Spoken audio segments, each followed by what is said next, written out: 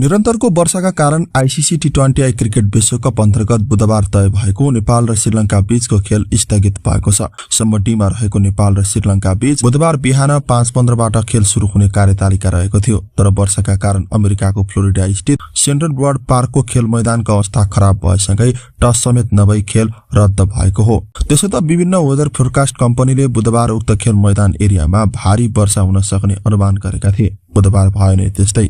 आयोजकका ground स्टाफले super सोपरदेखि sweeper जस्ता अत्याधुनिक उपकरणले पानी सुकाउन खोज्दा भने आउटफिल्डमा धेरै पानी भएका कारण खेल मैदान र पिचको कन्डिसन खराब भएपछि खेल एक बल पनि नगरी स्थगित हुन पुगेको हो। यो सँगै सम्म डीमा रहेका नेपाल र श्रीलंका दुवै टोलीले एक एक अंक बाँड्दा श्रीलंका भने समूहचरणबाट बाहिरिएको छ। पहिलो खेलमा दक्षिण अफ्रिका र दोस्रो खेलमा बंगलादेशसँग यसअघिका सुरुवाती दुवै खेल गुमाएको श्रीलंकाले नेदरल्यान्डसँगको बाँकी खेल जितेको खण्डमा पनि 4 अंकले सुपर 8 मा पुग्न सक्दैन।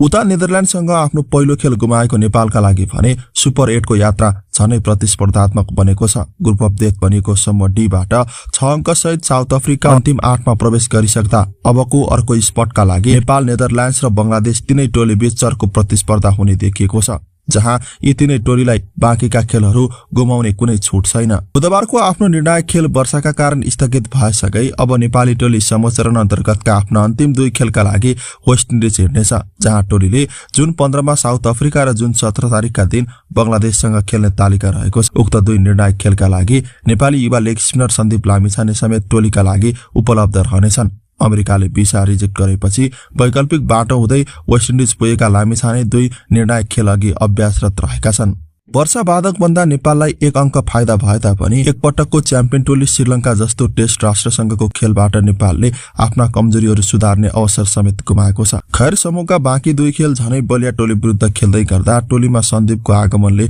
पक्कै पनि हौसला मिल्नेछ।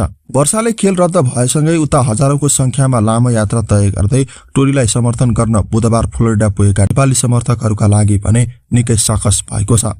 सारा कामधाम छाडेर दुःख कष्ट झेलेर खेल हेर्न रंगशाला उपस्थित हुनुहुने सम्पूर्णलाई सम्मान सहित जाँदा जाँदै हाम्रा वीर गोर्खाली टिमलाई जारी विश्वकपमा उत्कृष्ट प्रदर्शनका निमित्त तल कमेन्ट बक्समा आफ्नो शुभकामना सन्देश भने छाड्न नभुल्नुहोला। जारी विश्वकप भर नेपाली क्रिकेट बारे यी र यस्तै एक्सक्लुसिभ कन्टेन्टका लागि हामी सँगै रहनुहोला। जय देश, जय नेपाली क्रिकेट।